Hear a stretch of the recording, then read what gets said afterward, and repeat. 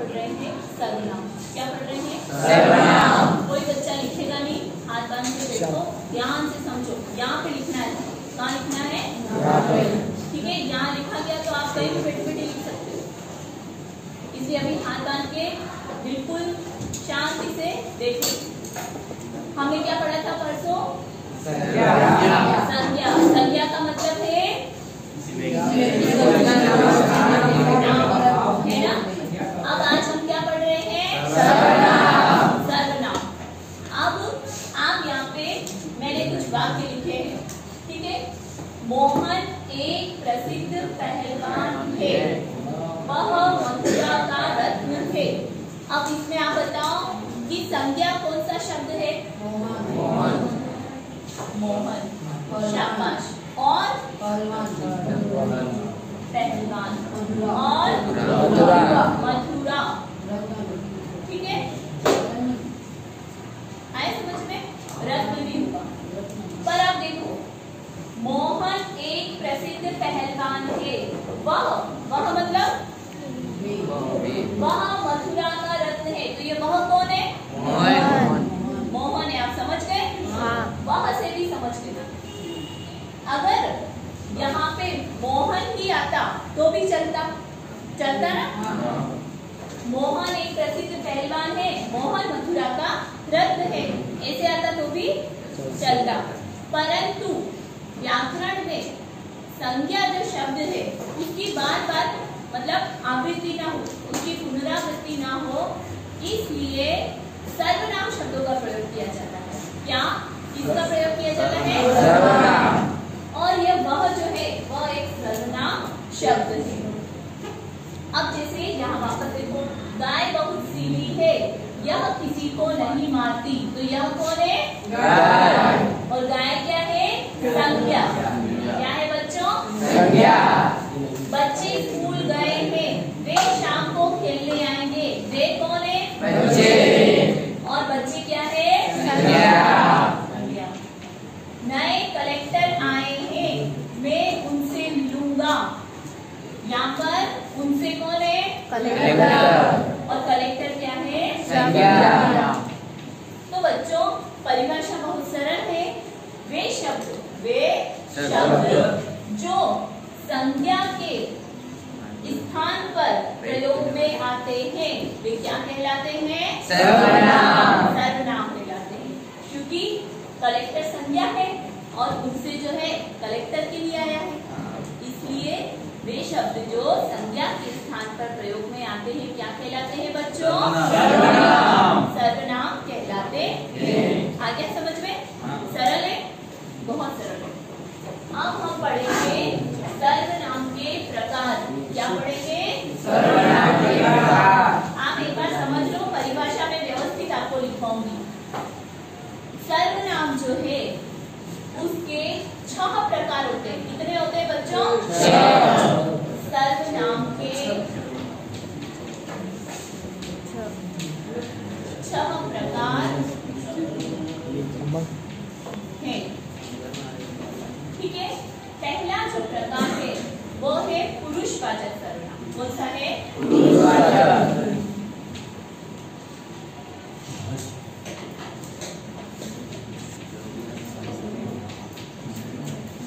पुरुषवाचक सर्वनाम कौन सा है? पुरुषवाचक सर्वनाम। अब पुरुषवाचक सर्वनाम में जो शब्द आते हैं वह क्या आते हैं?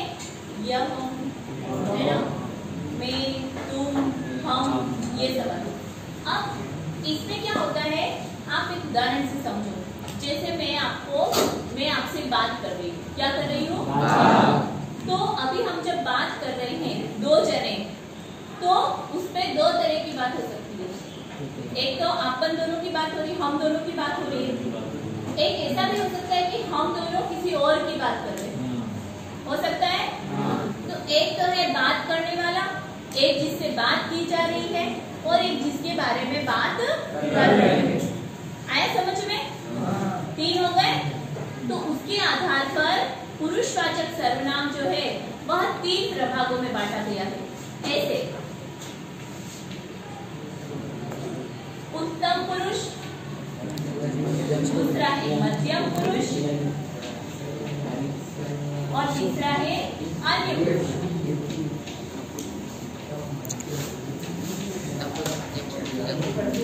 ठीक है, उत्तम पुरुष, मध्यम पुरुष और अन्य पुरुष। ये क्या है बोलो? पुरुष वाचक सर्वनाम। हाँ, उत्तम पुरुष इसमें वह होगा जो बात कर रहा है। कौन होगा? और बात सुनने वाला जो है वो मध्यम पुरुष, और जिसके बारे में बात की जा रही है वो होगा अन्य पुरुष। ठीक है, इसके आधार पर हम पुरुषवाचक सर्वनाम को बांटते हैं। आगे समझ में? ठीक है, उत्तम पुरुष यानी जो बात कर रहा है, जैसे मैं, हम। अगर मैं है तो एक वचन, हम है तो बहुवचन। फिर है मध्यम पुरुष, तू और तुम।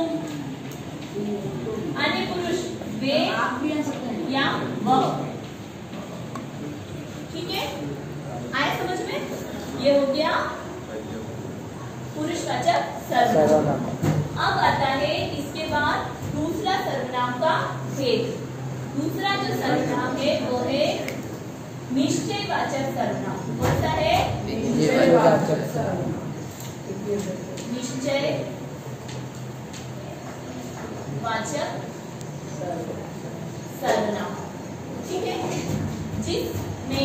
जिस वाक्य में जिन शब्दों से किसी निश्चित वस्तु का बोध होता है कि वह होगा ही होगा।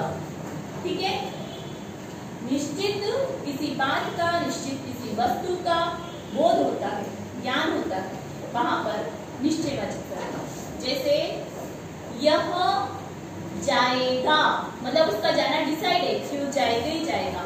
वह आएगा, मतलब उसका आना तय है कि वो आएगा ही आएगा। तो ऐसे शब्दों का प्रयोग उसमें होता है। यह, वह, बहुत सरल है। ठीक है, अब आएगा तीसरा अनिश्चयवाचक सर्वनाम। अनिश्चयवाचक सर्वनाम। अनिश्चयवाचक में पता नहीं रहता है, किसी बात का निश्चय नहीं रहता है। ठीक है, जैसे कोई आने वाला है, कोई आने वाला है, पर अब कौन आने वाला है वह पता नहीं है। कोई आने वाला है, आपको पता चल रहा है उसमें कौन आ रहा है? नहीं पता चल रहा है। तो एक शब्द है कोई, ये किसमें आएगा? अनिश्चयवाचक सर्वनाम। कुछ लोग यहाँ पर इकट्ठे होंगे। कितने लोग हैं वो काउंटिंग नहीं है ना? कुछ लोग यहाँ पर इकट्ठे होंगे, तो अनिश्चय की बात है यहाँ पे। समझ रहे हो? अनिश्चय है यहाँ पे। कुछ, कोई, कुछ। ठीक है, ऐसे शब्दों का प्रयोग। अब चौथा निश्चयवाचक, अनिश्चयवाचक, संबंधवाचक।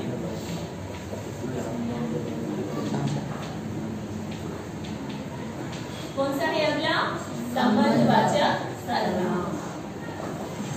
संबंध यानी जहां दो वाक्यों में संबंध स्थापित होता है, मतलब जिस वाक्य में, किसी वाक्य में जिन शब्दों से, है ना, दो लोगों में, दो बातों में, दो परिस्थितियों में, किसी में भी संबंध स्थापित हो, तो वे शब्द कैसे हैं? जैसे जो आया है सो जाएगा। तो जो सो संबंध हो रहा है ना? यह वही पेन है जो कल हो गया था, है ना? यह तुम्हारे चाचा है जिसका कल एक्सीडेंट हो गया था। तो ये सब शब्द इसमें आएंगे। जो, जिसका, मेरा, ठीक है, तुम्हारा, ऐसे आया समझ में बच्चों? हाँ। अब एक और प्रश्नवाचक सर्वनाम।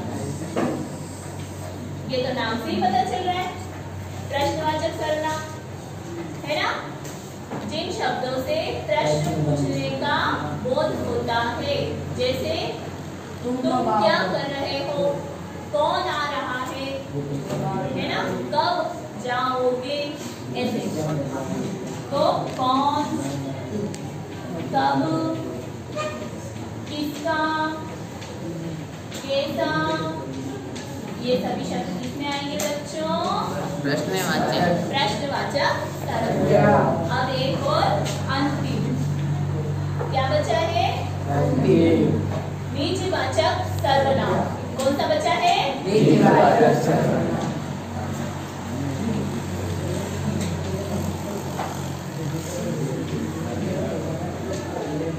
निज का शाब्दिक अर्थ होता है स्वयं का, खुद का, ठीक है।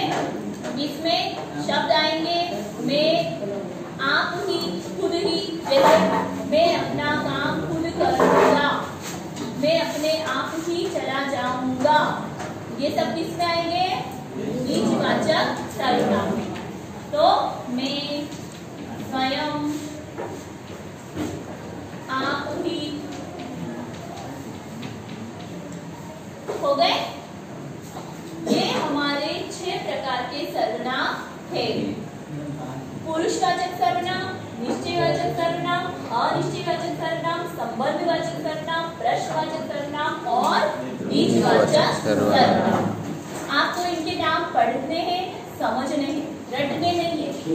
हाँ, अगर आपको इनके नाम का समझने का एक मैं ट्रिक बता देती हूँ, उसके अनुसार आपको ये नाम याद हो जाएगा, ठीक है। एक लाइन आप याद कर लो, वो लाइन है पूरी असप्राणी, पुनी असप्राणी, 3 और 3 6 हो गए। पुरुषवाचक, निश्चयवाचक, अनिश्चयवाचक, संबंधवाचक, प्रश्नवाचक और निजवाचक, ठीक है ना, हो गया। पुनी असप्राणी याद हो जाएगा ना, ये तो हो गए आपके सर्वनाम। और अगर पुरुषवाचक सर्वनाम के कितने भाग हैं, कौन कौन से, उत्तम, मध्यम और अन्य। हमको उमा, उमा एक लड़की, उत्तम बुला रहे, उत्तम, मध्यम और अन्य पुरुष, याद हो गया, ठीक है। वैसे वो सरल है, किसी को याद नहीं हो उसके लिए। तो बच्चों ये थे हमारे सर्वनाम और उनके भेद। सरल है वे शब्द जो संज्ञा के स्थान पर प्रयोग में आते हैं, सर्वनाम कहलाते हैं। सर्वनाम के 6 भेद है, पुनी, अस, प्रणी, ठीक है। चलो अब मैं आपको परिभाषा इसकी लाइन से लिखवा देती हूँ।